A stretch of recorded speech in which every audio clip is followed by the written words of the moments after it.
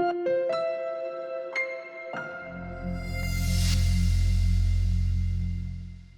ce qui vient me chercher, c'est les personnes. Il y a des personnes qui vivent des détresses, des misères, appelez ça comme vous voulez. C'est des personnes, je pense, qui sont importantes.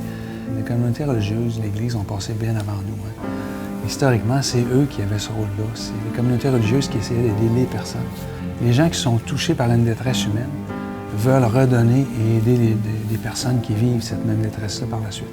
J'ai toujours suivi mon père, je me plais souvent à le dire, là, mais les fins de semaine, Jules faisait le tour des chantiers, puis probablement que j'étais trop tannant à la maison, puis maman elle disait « Fais de l'air », elle disait à mon père « Amène-le, il est trop tough, il est trop tannant ». Donc j'ai appris à développer. Mais Jules faisait beaucoup d'implications en étant moins visible. Puis il y en a encore beaucoup de ça, des gens qui donnent mais qui ne veulent pas le dire ou qui ne veulent pas que ça se sache. Aujourd'hui, j'ai beaucoup de monde à Québec qui me disent « Michel, on te regarde aller, puis ça nous donne le goût de nous impliquer ». Et ça, je dois remercier Yvon Charret. C'est Yvon qui m'avait un peu apostrophé. Et un jour, Yvon me demande un coup de main dans un projet qui est, pour ne pas le nommer, la Maison Dauphine à Québec. Fait que finalement, je reviens à Yvon, je dis « Yvon, je ne vais pas juste t'aider comme tu me demandes, je vais aller encore plus loin, mais dis-le pas ». Et là, je me suis fait ramasser par Yvon. Il me dit « Tu m'aides pas. Si je ne peux pas le dire, je ne peux pas donner l'exemple, je ne passe pas le goût aux autres de s'impliquer ». Et ça m'avait fait réfléchir, puis ça m'avait amené à un point en 2009 où j'ai choisi d'être un peu plus visible dans toutes mes implications. Parce que plus on s'implique, plus on a le goût de s'impliquer, plus on redonne. Ça, c'est une réalité, il faut que ça commence à quelque part. Et ça, je l'ai bien réalisé quand mon fils avait une quinzaine d'années. Je faisais des campagnes, entre autres, j'ai été pendant 5 ans à assumer la coprésidence de la campagne du défi des têtes rasées de Leucan. Et un bon matin, mon fils vient me voir, c'était ma 2e année, je crois.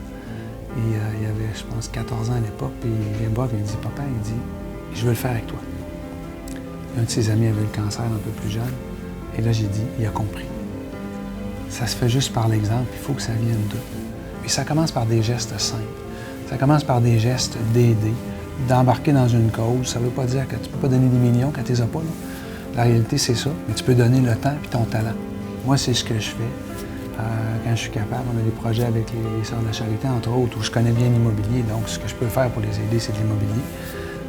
Et essayer de développer, à travers ma connaissance immobilière, un projet philanthropique qui va permettre à des fondations de se capitaliser et d'assurer une pérennité à des implications sociales. C'est assez unique, ce qu'on a fait là. Et avec la communauté, de développer un projet sur ce patrimoine-là qui allait dégager le plus d'argent possible dans des fondations qui vont travailler d'une façon pérenne. Donc, de la philanthropie durable.